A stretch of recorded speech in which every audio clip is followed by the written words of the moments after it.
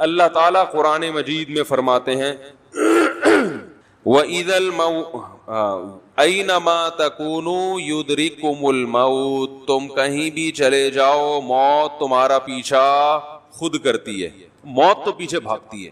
ہم بچپن میں ایک واقعہ سنا کرتے تھے، اب اس واقعے کی سند کی تحقیق نہیں ہے، ہو سکتا ہے غلط واقعہ ہو، لیکن بعض واقعات ایسے ہوتے ہیں کہ صحیح یا غلط ہونا اتنا امپورٹنٹ نہیں ہے، اس سے جو سبق ملتا ہے وہ سبق بہرحال صحیح ہوتا ہے۔ تو اس میں یہ بیان کرنے میں، یہ بتا کے کہ مستند نہیں ہے، یہ بتا کے بیان کرنے میں کوئی حرج نہیں۔ کہتے ہیں کہ سلیمان علیہ السلام کے دور میں ان کے دربار میں ایک بندہ بیٹھا ہوا تھا، تو سلیمان علیہ السلام نے کے دربار میں ایک شخص آیا اور اس آدمی کو گھور گھور کے دیکھنے لگا۔ وہ جو بندہ گھور کے دیکھ رہا تھا وہ حقیقت میں فرشتہ تھا، ملک الموت، موت کا فرشتہ جو انسانی شکل میں آیا تھا۔ گھور گھور کے دیکھ کے چلا گیا وہ۔ تو اس شخص نے سلیمان علیہ السلام سے پوچھا کہ یہ آدمی کون تھا جو مجھے گھور گھور کے دیکھ رہا تھا؟ سلیمان علیہ السلام نے اس بندے کو بلایا، بھائی کیوں گھور رہے تھے؟ اس بندے نے کہا میں انہوں نے کہا یہ ملک الموت ہے، موت کا فرشتہ ہے۔ وہ آدمی ڈر گیا کہ موت کا فرشتہ مجھے گھور گھور کے دیکھ رہا ہے، اس کا مطلب ٹائم پورا ہو گیا۔ تو اس آدمی نے کہا یہ موت کا فرشتہ ہے، آپ ایسا کریں، یہ تو یہاں میرا ایڈریس دیکھ کے چلا گیا ہے، آپ مجھے ہندوستان پہنچا دیں۔ ہوائیں حضرت سلیمان علیہ السلام کے تابع تھی نا، تو ہوا میں تخت اڑایا، چل بھائی، جیسے آج کل جہاز چل رہے ہیں نا، ایسے سلیمان علیہ السلام کے تخت ہواؤں میں تیرتے تھے۔ تو سلیمان علیہ السلام نے کہا اچھا بھائی پہنچا دیتے ہیں۔ ان کو پتا تھا کہ جو موت کا وقت ہے وہ ٹل نہیں سکتا۔ ہوا کو حکم دیا، بھائی اٹھا کے لے گئی۔ پی آئی اے میں بٹھاتے تو پہلے ہی صحیح ہے، تو شکر ہے سلیمان علیہ السلام کے دور میں پی آئی اے نہیں تھا، اگر بٹھا دیتے تو وہ وہاں پہنچنے سے پہلے ہی اس کا کام ہونے کا خطرہ تھا۔ زیادہ نہیں بولوں گا، ہم نے بھی سفر کرنا ہوتا ہے پی آئی اے میں، ایسا نہ ہو کسی دن پی آئی اے والے کھڑکی سے اٹھا کے باہر پھینک دیں، مجھے کہلے تو پہلے جانا، تو بلا وجہ ہمارے خلاف بولتا رہتا ہے۔ سفر تو ہم نے بھی اسی میں کرنا ہے، کیا کریں بھائی، نہیں پورا جہاز نہیں کر سکتے۔ اچھا کہہ رہے میرے چکر میں پورے جہاز ہی کو نہ اڑا دے کے۔ تو سلیمان علیہ السلام نے اس کو اٹھا کے کہاں پہنچا دیا؟ ہندوستان۔ اطلاعی کہ ہندوستان میں اس کا انا للہ ہو گیا، انتقال ہو گیا ہے۔ تو سلیمان علیہ السلام نے موت کے فرشتے سے پوچھا کہ بھائی تو اس کو اتنا گھور کے کیوں دیکھ رہا تھا؟ یہ تو ڈر گیا بیچارہ۔ انہوں نے کہا میں اس کو گھور کے اس لیے دیکھ رہا تھا کہ اللہ نے مجھے یہ کہا تھا کہ کل اتنے بج کے اتنے منٹ پہ ہندوستان میں فلاں جگہ پہ ایک بندہ ہوگا اس نام کا، اس کی روح قبض کرنی ہے۔ میں حیران تھا کہ کل وہاں اس کو موت دینی ہے اور یہ آج یہاں بیٹھا ہوا کیا کر رہا ہے؟ یہ تو تیز رفتار گھوڑے پہ بھی جائے گا تو کل تک ہندوستان نہیں پہنچ سکتا، جتنی بھی سپیڈ میں جائے۔ تو میں حیران اس پر ہو رہا تھا کہ اللہ نے حکم تو دے دیا لیکن سمجھ میں آنے والا حکم نہیں ہے، یہ کیسے پہنچے گا؟ تو جب میں کل وہاں گیا اگلے دن وہاں، تو وہ اسی مقام پہ موجود تھا۔ اس کو کہتے ہیں اینما تکونو، تم جہاں بھی چلے جاؤ موت تمہارے پیچھے بھاگے گی۔ لبرز الذین، وہ کیا ہے قرآن مجید میں کہ جب میدان جنگ میں لڑائی ہوئی ہے نا، تو غزوہ احد میں منافقین یہ کہتے تھے کہ یہ جو لڑائی ہو رہی ہے یہ تو خودکشی ہے، کیونکہ دشمن بہت طاقتور تھا اور ادھر مسلمان تعداد میں بہت تھوڑے تھے اور لڑائی بڑی ٹف تھی۔ اور ابو سفیان اور خالد ابن ولید جو اس وقت تک مسلمان نہیں ہوئے تھے، انہوں نے ارادہ کیا تھا کہ مدینہ کی اینٹ سے اینٹ بجا دیں گے، بہت بڑے لشکر کے ساتھ، اور ارادہ تھا بدر کا بدلہ بھی لینا ہے۔ اب یہاں مسلمانوں کے پاس لڑائی کے علاوہ کسی چیز کا آپشن نہیں تھا۔ یہ بات خوب سمجھ لیں کہ اسلام ہمیں اسباب اختیار کرنے کا حکم دیتا ہے، گراؤنڈ ریئلٹی کو دیکھ کر فیصلہ کرنے کا حکم دیتا ہے۔ اگر آپ بہت کمزور ہیں، دشمن بہت زیادہ طاقتور ہے، تو اسلام آپ کو لڑنے کی اجازت نہیں دیتا، کیونکہ لوگ نا حدیثوں کا غلط مطلب لیتے ہیں، اس لیے مجھے درمیان میں یہ حاشیے چڑھانے پڑتے ہیں، اجازت نہیں دیتا۔ لہذا یہاں توکل کرنا کہ ہم لڑیں گے بس کوئی بات نہیں، شہادت پائیں گے اور مریں گے اور کوئی بات نہیں، اللہ ہے بس مدد کرے گا، وہ سب کچھ صحیح ہو جائے، نہ اللہ نے کہا پہلے اپنی اوقات دیکھو۔ کم سے کم قرآن کے الفاظ ہیں، ان یکم منکم مئۃ یغلبوا مئتین، کم سے کم طاقت کا توازن آدھا ہونا چاہیے. یعنی دشمن اگر 50,000 ہے تو آپ 25,000 سے کم نہیں ہو. دشمن کے پاس 1000 کلاشن کوفے ہیں تو آپ کے پاس کم از کم 500 ہونی چاہیے. ان کے پاس 1000 ٹینک ہیں تو آپ کے پاس کم از کم 500. اس سے کم ہے تو قرآن آپ کو لڑنے کی اجازت نہیں دے رہا, اس لیے کہ اللہ نے دنیا کو اسباب کے ساتھ چلایا ہے. ہاں آدھی اس لیے کہ آدھا اسلحہ ہوگا اور آدھا تمہارا تقویٰ اور ایمان. اگر برابر برابر ہوئی پھر ایمان کا کیا فائدہ بھائی؟ تم مسلمان ہو, تمہارے ساتھ اللہ کی مدد ہے, ان کے ساتھ اللہ کی مدد نہیں ہے. تو اللہ نے کہا کچھ اسباب اختیار کرو, کچھ ہماری طرف سے مدد. نہ پوری ہماری مدد پہ اعتماد کر کے بیٹھنا ہے اور نہ مکمل اسلحے پہ توکل کر کے بیٹھنا ہے. دونوں چیزیں ساتھ ساتھ لے کے چلنا ہے. اسی کو بیلنس کہتے ہیں. جو آج کل مارکیٹ میں بولتے کیوں نہیں بھائی شارٹ چل رہا, ایک عجیب افراتفری کا شکار ہے لوگ. کرونا میں احتیاط نہیں کریں گے تو بالکل ہی نہیں کریں گے, کریں گے تو وہم سے ہی مر جائیں گے, اتنے ہو جائیں گے کہ پاگل ہو گئے ویسے ہی مر گئے ٹینشن سے ہی. تو پھر آ گیا کرونا, پتہ نہیں یہ کیا مسئلہ ہو گیا, میں سوچا تب اس پہ بات نہیں کروں گا بالکل. تو کرونا پہ مفتی صاحب بات نہیں کرو نا, لوگ مجھے کہہ رہے ہیں بات نہیں کرو تو نہیں کروں گا. تو خیر رسول اللہ صلی اللہ علیہ وسلم نے اس لیے لڑائی لڑی ہے کہ بعض دفعہ آپ بہت کمزور ہوتے ہو مگر لڑائی کے علاوہ آپ کے پاس کوئی آپشن ہوتا نہیں ہے, کیونکہ نہ لڑنے سے اور زیادہ نقصان ہے. پھر تو بالکل ترنے والا. دیکھو جیسے بلی جو ہے نا, بلی کمزور ہے, آپ پہ حملہ نہیں کرتی, لیکن بلی کو آپ اتنا مجبور کر دیں کہ اب اس کے پاس حملہ کرنے کے علاوہ اپنی جان بچانے کے لیے کوئی راستہ ہے ہی نہیں, تو وہ فدائی حملے پہ بھی آ جائے گی, بولے گی مرنا تو ہے ہی.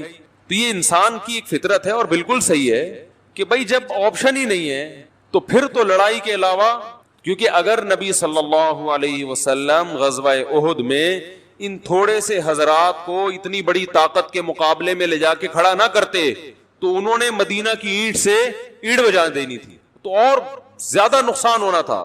ایسے موقع پہ جب کام کرنا لازمی ہو, فرض ہو, پھر اسلام کیا کہتا ہے, اب اسباب کو مت دیکھو, اب نظر کس پہ رکھو, اللہ پہ, کیونکہ یہ آزمائش اللہ کی طرف سے ہے. سمجھ میں آ رہی ہے بات؟ یہ بہت اہم اصول ہے کہ جب کرنا ہی کرنا ہے تو پھر بھائی اللہ بہت بڑا ہے, بچائے گا وہ, پھر اللہ مدد بھی کرتا ہے. جیسے بدر میں لڑائی ہو گئی تو اب اللہ نے بچایا. اس میں بہت سارے اصول نکلتے ہیں زندگی گزارنے کے. ایک بہت اہم اصول یہ نکلتا ہے کہ جو چیز اپنے اختیار میں ہے اس میں کوتاہی مت کرو, جو اختیار میں نہیں ہے اس پہ ٹینشن نہ لو. یعنی جب بھی آپ اپنی زندگی کے فیصلے کریں نا تو یہ دیکھا کریں کہ میرے پاس کتنے آپشن ہیں اس کام کو کرنے کے. جو آپشن ہے ہی نہیں اس پہ سوچنا کیا ہے, فضول ہے. تو بہت سے مسئلے ایسے ہی حل ہو جائیں گے. لوگ کہتے ہیں نا کہ یہ گھریلو مسائل جو ہوتے ہیں نا, بڑے بازیاں, ابا یوں نہیں, ابا ایسے, ابا ویسے. میں کہتا ہوں ابا سے بھاگنے کا آپشن ہے ہی نہیں, ابا چینج کرنے کا آپشن بھی نہیں ہے. میاں چینج ہو سکتا ہے, بیوی بھی چینج ہو سکتی ہے, یہ چینجیبل ہیں. تو اس میں اس آپشن پہ غور کیا جا سکتا ہے کہ طلاق ہو, ڈیورس ہو, الگ, یہ تم اس کو چھوڑو, تم کہیں اور کر لو. اللہ نے بھی کہا وَإِن يَتَفَرَّقَا يُغْنِ اللَّهُ كُلًّا مِّن سَعَتِهِ, اگر دونوں علیحدگی اختیار کر لیں, نہیں بن رہی تو دونوں کو اللہ غنی کر دے گا, اس کو کوئی اس سے اچھی دلا دے گا, اس کو اس سے اچھا دلا دے گا. لیکن یہ ماں باپ میں یہ آپشن بولو بھائی نہیں, تو اس میں برداشت کے علاوہ کوئی آپشن آپ کے پاس ہے ہی نہیں. اب چاہے برداشت کر کر کے ڈپریشن سے مر جاؤ یا برداشت نہیں ہو رہا پھر بھی کرو بس. اس کے علاوہ کوئی آپشن جب ہے ہی نہیں تو غور کرنا. مشورہ کس بات کا بھائی؟ مفتی صاحب سے ہے بھائی. مفتی صاحب سے مشورہ لے رہا ہوں, ابا کا کیا کروں؟ ابا کو برداشت کرو, بس یہی کر سکتے ہو بھائی. ابا کو کیا کرو گے؟ برداشت. ہاں یہ الگ بات ہے اس پہ اگر کوئی مشورہ کہ کیسے برداشت کروں, برداشت کرنے کے کچھ ٹوٹکے بھی ہوتے ہیں نا, تو وہ ایک الگ چیز ہے. کہ ابا بدلنے کا آپشن نہیں ہے, نہ اماں بدلنے کا آپشن ہے بھائی, اور نہ بہن بھائی بدلنے کا آپشن ہے. بہن بھائیوں کے ساتھ صلہ رحمی کرنی ہے, اچھا سلوک. یار بولنے پہ فائدہ ہوتا ہے, سبق یاد ہوتا ہے. اچھا سلوک کرنا ہی کرنا ہے, کیونکہ اللہ نے بھائی اور بہنوں کے ساتھ جو اچھے سلوک کا حکم دیا اس لیے نہیں کہ وہ اچھے ہیں, بلکہ بھائی سے بھائی کا رشتہ اور بہن سے بہن کا رشتہ, تو یہ رشتہ ختم نہیں ہو سکتا. لہذا جو اس رشتے کی سبب تھا, جب علت ختم نہیں ہوتی تو معلول ختم نہیں ہوتا. علت اور معلول کا مطلب کیا ہے؟ ہر چیز کی ایک ریزن ہوتی ہے نا, وہ ہوگی تو لازمی دوسری چیز بھی ہوگی. ارے آپ کو تنخواہ ملتی ہے, آپ امپلائی ہیں نا, کیا خیال ہے؟ تو آپ جب تک امپلائی ہیں تنخواہ ملے گی کہ نہیں ملے گی؟ تو آپ گئے, آپ نے باس سے کہا مجھے تنخواہ چاہیے, اس نے کہا تم شکل اچھی نہیں ہے تمہاری, دفعہ ہو یہاں سے. آپ نے کہا سر مجھے سیلری چاہیے, میری شکل کا کیا کرنا ہے؟ او بھائی تمہارے اخلاق اچھے نہیں ہے, دفعہ ہو یہاں سے. یار تمہارا قد اچھا نہیں ہے, نکلو یہاں سے, تم تمیز سے بات نہیں کرتے, نکلو. آپ بولے گے بھائی میں تنخواہ تمیز سے بات کی نہیں لیتا, میں آپ کی کمپنی کا کیا ہوں, ملازم ہوں, میں نے تنخواہ شکل کی. وہ مسٹر, ایک تو مس ورلڈ ہوتی ہے, اس بندے کو کیا بولتے ہیں, مسٹر ورلڈ, تو وہ ان کو ملتی ہوں گی فٹنس اور ان سب کے پیسے, شکل اچھی ہے تو دلہن کو ملتے ہیں شکل کے پیسے. وہ ایک صاحب کی شادی ہوئی, قاضی صاحب نے نکاح پڑھایا, تو قاضی صاحب نے کہا میری فیس, تو دلہا نے کہا کتنی فیس بتائیں. قاضی صاحب نے کہا جتنی خوبصورت دلہن ہے اتنے پیسے دے دو. بھائی دلہن تو خوبصورت ہی ہوتی ہے نا, تو جتنی خوبصورت دلہن ہے, قاضی صاحب کا خیال تھا لاکھوں روپے دے گا, دلہن تو سبھی کو پسند آتی ہے, تو اس نے 10 روپے نکال کے دے دیے. قاضی کو بڑا غصہ آیا یار. قاضی نے ذرا دلہن کو جھانک کے دیکھا, 5 روپے واپس کر دیے. تو دلہن کو بھی منہ دکھائی کے پیسے ملتے ہیں. امپلائی کو, ملازم کو جو تنخواہ ملتی ہے وہ شکل کی نہیں ملتی. اس کی علت کیا ہے؟ ملازم ہے, تو ہر چیز پہ علت پر حکم کا مدار ہوتا ہے. تو بھائی اور بہنوں سے جو اچھا سلوک کا شریعت نے حکم دیا, اس کی وجہ کیا ہے؟ اچھے اخلاق ہی نہیں ہے. اس کی وجہ کیا ہے؟ یہ کیا ہے؟ خونی بلڈ ریلیشن. ایک ہی چھاتی سے دودھ پیا ہے, ایک ہی ماں نے, ایک ہی پیٹ نے جنم دیا ہے, یہ جو رشتہ ہے اس بیس پہ, اور اتنا مضبوط. وَأُولُو الْأَرْحَامِ بَعْضُهُمْ أَوْلَى بِبَعْضٍ فِي كِتَابِ اللَّهِ. اللہ فرماتے ہیں اللہ کے ہاں جو ریلیشن کی وجہ سے جو حسن سلوک کا حکم ہے, اس میں سب سے اہم ترین ریلیشن, اس قرآن کا میں سادہ ترجمہ کر رہا ہوں, سب سے اہم ریلیشن کیا ہے؟ رشتہ داری, بلڈ ریلیشن. یہ رشتے تمام رشتوں پہ کیا ہیں؟ مقدم ہیں. حتیٰ کہ باس کے ساتھ آپ کا ایک ریلیشن ہے, اللہ کہتے ہیں بھائی بہنوں کا ریلیشن اس باس والے ریلیشن سے کیا ہے؟ مقدم. بلکہ چچا زاد پھوپھی زاد کا رشتہ بھی ان سے کیا ہے؟ مقدم ہے, کیونکہ وہ بلڈ ریلیشن ہے نا, خونی رشتہ ہے. تو کیا بات چل رہی تھی, یہ کہاں سے آ گیا؟ ہاں تو میں یس کر رہا تھا, یہ نہیں, یہ ریلیشن بھی کدھر سے آ گیا. تو خیر اللہ نے قرآن میں کیا فرمایا کہ جہاں, ہاں وہ سلیمان علیہ السلام نے اس کو ہندوستان بھیجا, وہ فرشتہ کہاں پہنچ گیا؟ ادھر جا کے. تو میں احد کا بتا رہا تھا, غزوہ احد کا. تو ہوا یہ تھا کہ اب چونکہ یہاں لڑائی کے علاوہ کوئی آپشن ہے نہیں, تو مجبوری ہے لڑنا. تو اب ایسے موقع پہ نبی صلی اللہ علیہ وسلم نے حکم دیا, تو منافقین کہنے لگے یہ تو سیدھی خودکشی ہے. لو نعلم قتالا لاتبعناکم, مگر ہم اس کو جہاد سمجھتے تو ہم جاتے. یہ جہاد نہیں, یہ کیا ہے؟ خودکشی ہے. اتنے لوگ ہیں, ہم تھوڑے سے مار دیں گے ہم کو. نتیجہ یہ نکلا کہ بہت سے صحابہ اس لڑائی میں شہید ہو گئے. تو منافقین کو پروپیگنڈے کا موقع مل گیا. انہوں نے کہا ہم نے تو پہلے ہی کہا تھا کہ یہ لڑائی نہیں ہے, یہ کیا ہے؟ خودکشی. اتنے لوگ شہید ہو گئے. تو قرآن نے کیا کہا کہ اگر تم اپنے گھروں میں بیٹھ جاتے, یہ لوگ جو شہید ہوئے نا اپنے گھروں میں بیٹھ جاتے, نہ نکلتے میدان میں, تو ان کو ان کی موت میدان میں لاتی. اس لیے یہ باتیں مت کرو. لو اطاعونا ما قتلوا, قرآن کے الفاظ ہیں. منافقین کہنے لگے یہ ہماری بات مان لیتے تو قتل نہ ہوتے. اللہ نے فرمایا نا نا نا نا نا نا, یہ تمہاری بھول ہے. جن لوگوں پر موت لکھی ہوئی تھی, مرنا تھا, تو لبرز الذین کتب علیہم القتل الی مضاجعہم, جن کے مقدر میں اس وقت مرنا تھا ان کی موت ان کو گھسیٹ کے میدان میں لے کر آتی, کسی بہانے سے آ جاتے وہ. تو اس سے ہمیں صاف پتہ چلتا ہے کہ بھائی موت ہمارا پیچھا کر رہی ہے.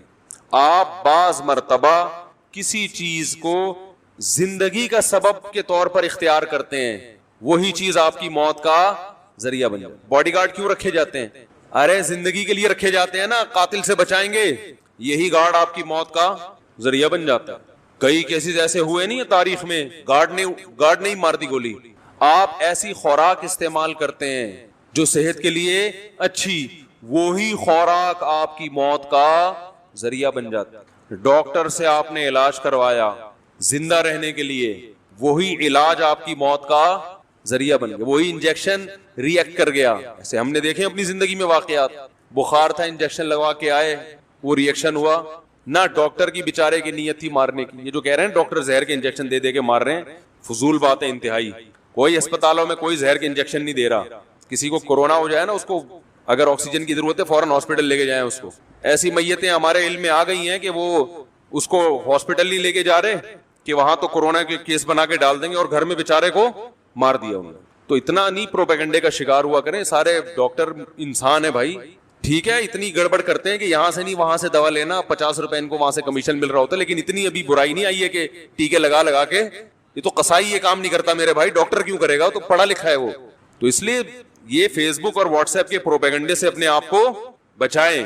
مریض ہے اس کو ہاسپٹل لے کے جائیں, اس کو آکسیجن چاہیے ہوتی ہے اس کو, جب ایسی کنڈیشن ہو شروع میں نہ لے کے جائیں بلا وجہ ہاسپٹل کے. ابھی تو بڑے معاملات کیونکہ وبا پھیلی ہوئی ہے وغیرہ وغیرہ, بھی زیادہ نہیں آؤں گا, بس ایک چھوٹی سی درمیان میں چٹکل آ گیا تھا. یہ ٹیکے لگانے کی بات ہے نا, وہ ٹیکا لگ کے ریئیکشن سے مر جائے تو ایک الگ بات ہے.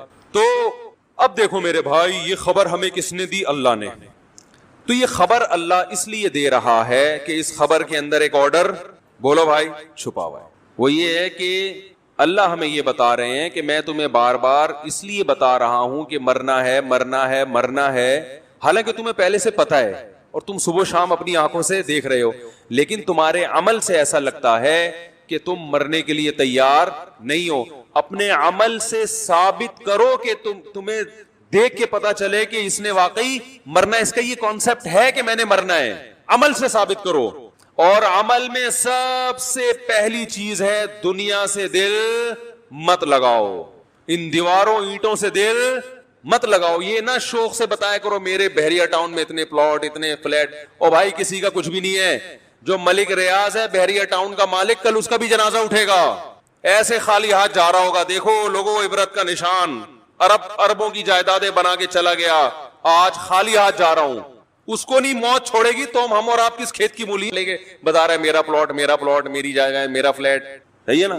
او بھائی جس سے خریدا ہے موت اس کو نہیں معاف کرے گی. کفن میں جیب ہوتی ہے بھائی, ایک پاکٹ تو ہونی چاہیے کفن میں یار.